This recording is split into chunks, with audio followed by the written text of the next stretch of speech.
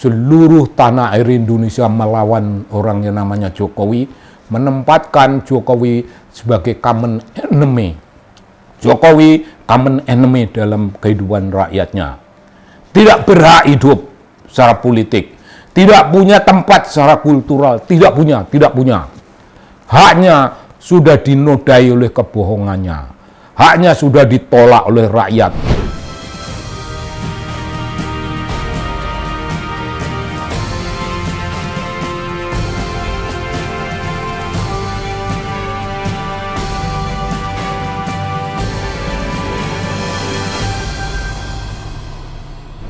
Salam Bung, salam.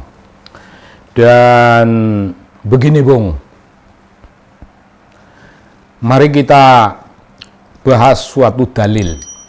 Bukan bikinan saya, dalil itu sudah beredar dalam kehidupan bangsa kita, dalam kehidupan masyarakat kita.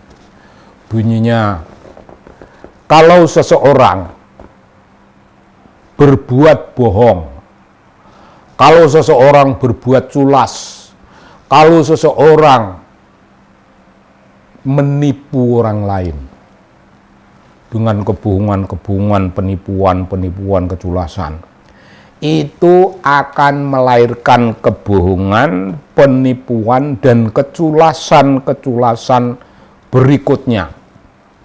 Mungkin nomor 2, tambah keculasan dan kebohongan nomor 3, tambah keculasan keempat, kelima, dan seterusnya. Walhasil, seorang pembohong, culas, dan penipu macam itu, hidupnya adalah rentetan tipuan. Tidak ada hidup dalam kesejatian. Tidak ada hidup dalam kesederhanaan. Tidak ada hidup dalam ungkapan yang bersifat apa adanya, inilah aku. You senang atau tidak, inilah aku. You senang atau tidak, saya tidak peduli. Tapi inilah aku, inilah identitas diriku, inilah jati diriku, inilah representasi dari kehidupanku. Begitu Bung, kalau orang itu tidak bohong, tapi pembohong itu akan melahirkan kebohongan, rentetan kebohongan demi kebohongan. Nah, ini saya mendengarlah di Gajah Mada ini ada lagi di Fakultas Kehutanan itu suatu reuni, Bung. Itu reuni untuk keberapa kalinya. Itu menjadi mekanisme bagi Jokowi untuk bercerita indirectly kepada masyarakat. Aku ini lulusan dari situ. Itu loh Bung intinya. Tapi apakah reuni itu tanda bahwa orang benar-benar lulusan dari situ? Belum tentu ya. Reuni bisa diadakan, Bung. Reuni bisa di-create. Reuni itu tradisi fakultas. Tapi ya sekali lah dalam hidup. Reuni itu sekali udah cukup. Masa ini reuni diadakan. Dan Jokowi hadir di situ untuk menekankan, ini loh aku ini bagian dari orang-orang ini loh aku ini punya ijazah asli. Tidak. Sekali lancung ke ujian seumur orang tidak akan punya trust lagi kepada pembohong macam itu. Sekali orang bohong, 2 kali, 3 kali, berkali-kali bohong, mana ada orang percaya. Mekanismenya kayak begitu, Bung. Urusan kebenaran akademik ditempuh melalui usaha membentuk kebenaran politik, melalui citra, melalui model komunikasi publik yang inti sarinya dan sarinya inti, hakikatnya cermin kebohongan demi kebohongan. Jokowi itu melakukan itu karena tidak yakin pada dirinya. Karena dirinya dipenuhi, digerogoti terus-menerus oleh pertanyaan. Piye to wi kowe iki gitu, itu dirinya sendiri. Piye to wi kowe iki kok bohong. Nah, itu terus menciptakan kebohongan berikut supaya menenteramkan hati. Tapi begitu menciptakan kebohongan kedua, hatinya tidak tentram, hatinya gelisah. Diciptakan untuk ketentraman, demi ketentraman cipta kebohongan berikut, tambah gatal, tambah runyam, tambah hilanglah makna kesejatian, hilang. Nah, mari kebohongan macam itu dibanding tadi itu pidato saya sebelumnya ngomongin Bung Hasto punya 2 gelar doktor dari Universitas Pertahanan tahun 2002 dan dari Universitas Indonesia tahun sesudahnya, ya tahun-tahun baru kemarin itulah. Itu ijazahnya dua-duanya itu asli, Bung, insya Allah. Dan nggak ada orang berani menanyakan asli apa tidak. Yang untuk apa ditanyakan asli tidaknya? Bung Hasto tidak perlu reuni, tidak perlu. Karena udah yakin lah, gue memeras keringat untuk 2 disertasi.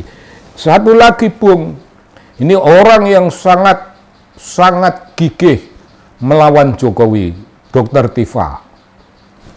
Beliau punya 2 disertasi, insya Allah. Disertasi doktor yang pertama bentar lagi akan keluar dari UI. Itu dari ilmu kedokteran, beliau itu akan ngomongkan kira-kira itu neuroscience. Ya neuroscience itu Anda tahu tuh itu neurologi. Kira-kira macam gitu, Bung. Logi itu ilmu, sains itu ilmu. Dua-duanya dari disiplin kedokteran. Lahir itu tidak lama kemudian insya Allah akan segera gelar doktornya dalam ilmu politik dari Pajajaran. Wah, itu ijazahnya itu asli, Bung. Kalau Anda kurang kerjaan mau nyoba-nyoba nanya, ya tanya aja. Kalau saya nggak perlu nanya Bung Hasto ijazahnya asli tidak. Ngelihat caranya berpikir ada itu tampak.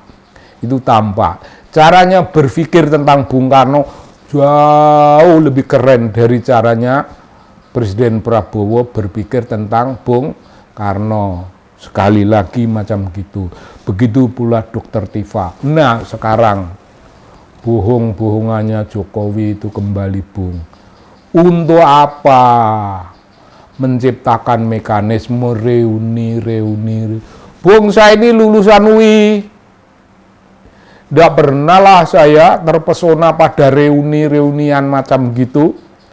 Saya bahkan yang namanya wisuda universitas, tiap orang di wisuda saya nggak hadir, Bung. Oh, kenapa? Wisuda itu ilmu kulit, itu ritual, Bung. Saya tidak menerima gagasan hal-hal yang ritualistik.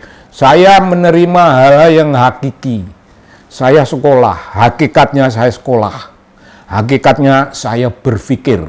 Hakikatnya saya memeras pemikiran, gagasan dan filsafat untuk melahirkan sebuah skripsi. Skripsi kanak-kanak lah tempo hari, adalah skripsi, adalah gelar S1, adalah. Ada, bener ada. Saya bicara hakikat. Kalau orang zaman kayak gini masih memuja ilmu kulit, yang namanya reuni, nah itu tanda bohong, tanda cemas. Hidupnya digerogoti oleh pertanyaan mendasar from the bottom of his own heart.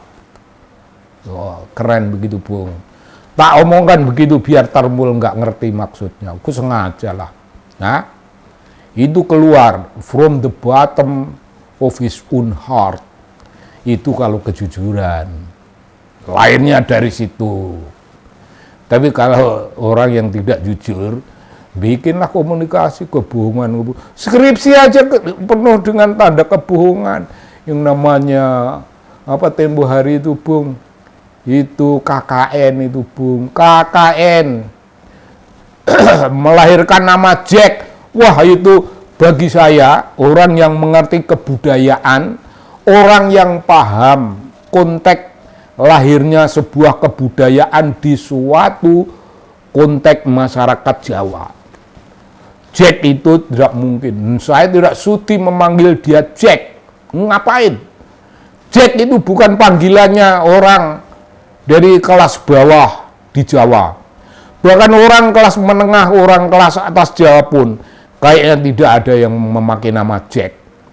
Termasuk beliau-beliau yang agamanya non-Islam, agamanya apa saja, orang Jawa nggak ada yang memakai Jack. Jadi dalam konteks kultural, nama Jack itu kebohongan untuk menyempurnakan kebohongannya dalam urusan yang namanya KKN. Kebohongan berikutnya ada, Bung. Saya orang yang paham kebohongan itu bisa diciptakan melalui perlawanan terhadap kasunyatan hidup di masyarakat. Mari kita cek. Jokowi main gitar. Jokowi main gitar, pantas nggak, Bung? Tambah gitar listrik. Gitar listrik di kampung yang tidak ada listriknya. Karena itu kan rentetan kebohongan yang makin menelanjangi dia. Dia main gitar itu bagi saya, Bung, bagi saya itu tidak masuk akal. Nama Jack tidak masuk akal. Jack main gitar. Jack itu dari Jokowi main gitar. Jokowi main gitar. Ngerti Jokowi? The answer, my friend, is blowing in the wind. The answer is blowing in the wind. Tahu kayak gitu? Ya nggak tahu. Imagine all the people living for today. Oh, yes. Dan seterusnya. Paham Jokowi lagu-lagu ini? Kagak, Bung. Dia generasi lebih muda yang sebenarnya masih punya kontak dengan Beatle-Beatlean, dengan Dylan-Dylanan, ini Bob Dylan. Apalagi nanti kalau pakai nama The Bee Gees. When I was small and Christmas trees were tall, we used to laugh while others used to play. Don't ask me why. Bisa Jokowi begitu, Bung? Enggak bisa. Enggak bisa, enggak pantas. Main gitar enggak pantas. Aku juga nggak bisa main gitar, tapi aku bisa main gitar Jawa, Bung. Siter. Aku bisa main siter. Di rumah aku ada gitar dan aku sedang belajar main gitar, tapi belum keren. Tapi kalau sekedar siter ya elementary. Bisa dan bisa nembangkan lirik-lirik pujangga Jawa. Oh, bisa, Bung. Saya orang yang namanya itu culturally context is proper. Semut ireng, anak-anak sapi, ono merak memiteran lan boyo, keong sak kenong matane, ding ding ding ding ding ding ding dung dung dung dung dung ding dung ding dung dung dung dung ding ding ding ding ding ding dung ding ding dung dung dung ding dung. Ngerti, Bung, aku? Ngerti aku siter, ngerti aku lirik. Jokowi ngerti itu sebagai orang Solo. Ya enggak lah. Dia enggak begitu jelas, Bung. Enggak begitu jelas. Jadi intisarinya tadi, dua doktor yang masing-masing punya dua gelar doktor. Jadi dua doktor itu punya gelar 4 doktor.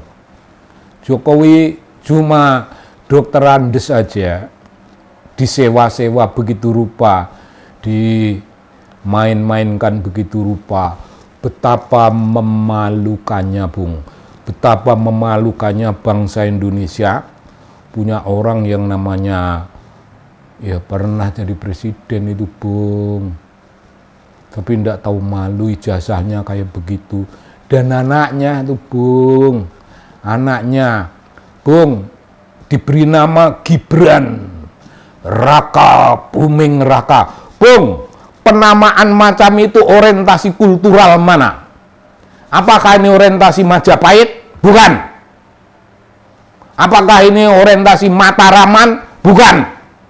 Nggak ada. Majapahitan nggak ada.